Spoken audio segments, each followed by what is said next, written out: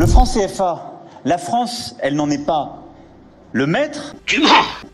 C'est une très bonne chose, mais moi j'utilise pas l'or du Burkina Faso pour faire quoi que ce soit, il est pas chez moi, il est chez vous. Tu mens. Il ment.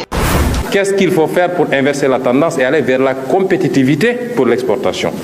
Premier goulot, c'est la monnaie que nous avons. Il faut qu'on arrête d'hésiter et de louvoyer avec cette monnaie.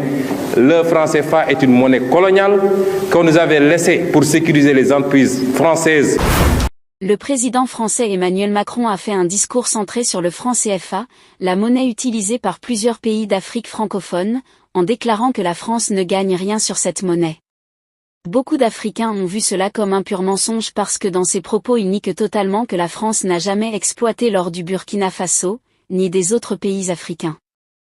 Mais Ousmane Sonko, le Premier ministre du Sénégal nommé par le nouveau président Bassirou Diomaye Faye, a fait une publication pour montrer que la France exploite l'or en Afrique directement ou indirectement à travers le franc CFA qui est la monnaie coloniale. Avant d'écouter les déclarations de Ousmane Sonko, écoutons d'abord celui d'Emmanuel Macron.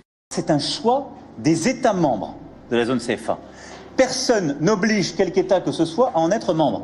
Le président Kaboré décide demain, je ne suis plus dans la zone franc, il n'y est plus.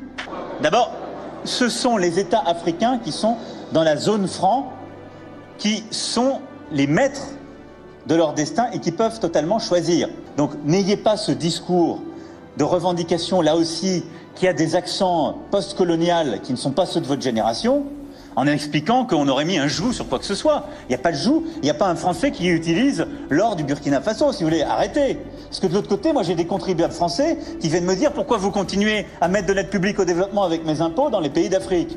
Donc tout le monde va se calmer, je le fais parce que c'est une très bonne chose, mais moi j'utilise pas l'or du Burkina Faso pour faire quoi que ce soit, il n'est pas chez moi, il est chez vous. Les déclarations de Ousmane Sonko montrent bel et bien que la France exploite l'Afrique francophone à travers le franc CFA.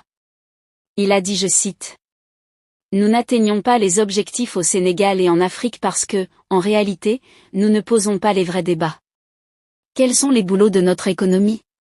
Je n'entends pas souvent parler, ou suffisamment parler, des boulots de notre économie.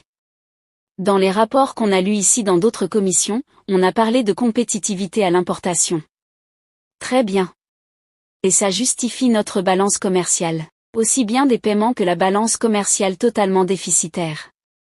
Mais pensez-vous qu'on puisse atteindre l'émergence à Fursurie, le développement en étant dans cette posture-là? Qu'est-ce qu'il faut faire pour inverser la tendance et aller vers la compétitivité pour l'exportation? Premier boulot, c'est la monnaie que nous avons. Il faut qu'on arrête d'hésiter et de l'ouvrir avec cette monnaie. Le franc CFA est une monnaie coloniale qu'on nous avait laissée pour sécuriser les entreprises françaises contre les risques de change, mais pour pouvoir également capter une partie de nos réserves.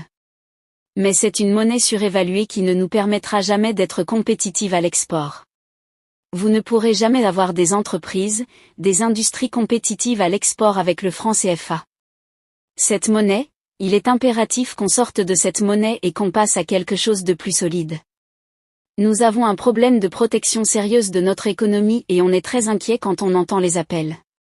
Comment pensez-vous que notre industrie, qui n'existe même pas, ou notre agriculture, puisse compétir avec celle de l'Union européenne, alors que l'Europe elle-même refuse encore de signer le même accord avec les États-Unis, considérant qu'elle ne l'est pas favorable?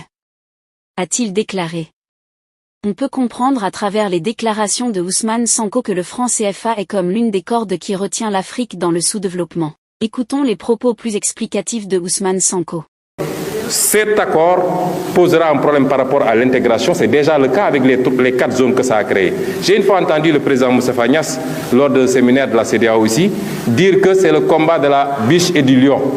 Mais il conclut en disant que mais c'est jouable. Depuis quand la biche gagne un combat face au lion, M. Moustapha Niasse? Et la question des ressources naturelles, la gestion optimale de nos ressources naturelles, c'est extrêmement important. Et je tiens à le dire ici. Et de dire à M. Macron qui dit qu'il y a un sentiment anti-français. Il n'y a pas un sentiment anti-français, il y a un sentiment pro-africain. Les Africains ont désormais compris et ça ne peut pas continuer. Nous n'avons rien contre la France ou les États-Unis, mais nous avons des intérêts à gérer. Et on parle de l'immigration par exemple. Pourquoi on parle de l'immigration dans le contexte actuel? Mais les populations ne suivent que le même chemin que leurs ressources. Quand on vient piller nos ressources avec la complicité de nos élites complexées, de nos leaders, évidemment, on ne pourra jamais régler cette question. Le privé national dont on parle, mais vous ne pouvez pas avoir de privé national parce qu'on n'a pas une politique réelle de promotion de ce privé national, si ce n'est pour aller vers une bourgeoisie comprador, qu'on crée de toutes pièces, en créant des marchés fictifs, en donnant des assets foncières que les gens revendent à l'IPRES ou je ne sais qui pour se faire des milliards, ou alors c'est des montages avec les acquiescements pour que des gens se trouvent avec 94 milliards alors que goruñu yattuñu. Et il faut orienter aujourd'hui les priorités vers le financement du véritable privé national. Ce n'est pas à l'État de créer les entreprises et les industries, mais toutes les industries ont été appuyées par leurs États jusqu'à être fortes pour les lancer dans la compétition mondiale. Et aujourd'hui, on nous dit ouvrez vos frontières et laissez tout passer. Donc, Monsieur le ministre, je terminerai par une question. Sur toutes ces questions, il faut des réformes, mais il faut du courage politique. Sonko souligne le fait que les objectifs de développement ne sont pas atteints en raison d'un manque de débat véritablement approfondi sur les véritables défis économiques. Cela peut être attribué à une série de facteurs, y compris le manque de transparence dans la gouvernance, les intérêts politiques divergents et l'influence persistante des anciennes puissances coloniales.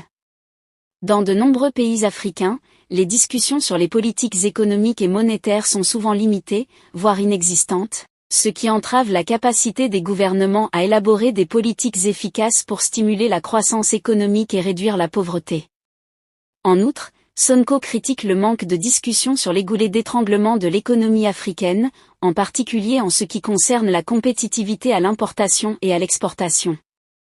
Il souligne l'importance de la compétitivité des industries africaines sur les marchés, soulignant que la monnaie utilisée joue un rôle crucial dans ce domaine.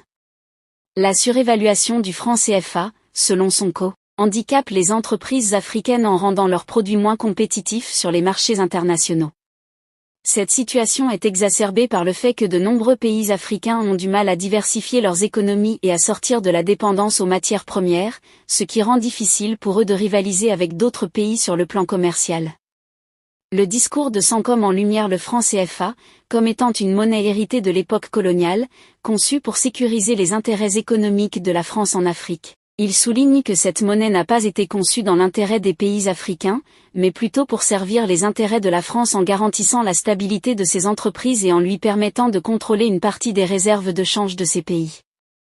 Nous pouvons comprendre par là que Emmanuel Macron continue de mentir aux Africains pour les aveugler davantage. Que pensez-vous du franc CFA? Laissez votre avis en commentaire.